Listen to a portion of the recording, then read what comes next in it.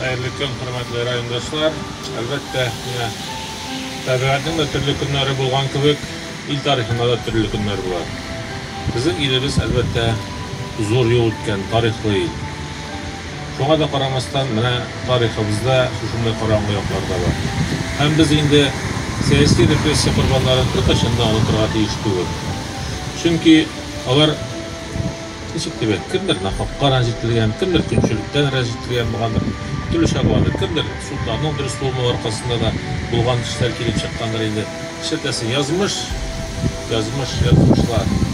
Hem bilen Alpavşar'da etkençe көп mü jimirlegen semyalar, көп mü etisiz, enisiz kalgan bağlar, көп mü yetimlik kuşu sözler hakkında. Hem bizim gelecekte bağlarımıza anlatılmış alıp bitirip, onlar bizim tarihimizni bilip, bu kişilerden tavıp bizim işler üzerinde büyük köp.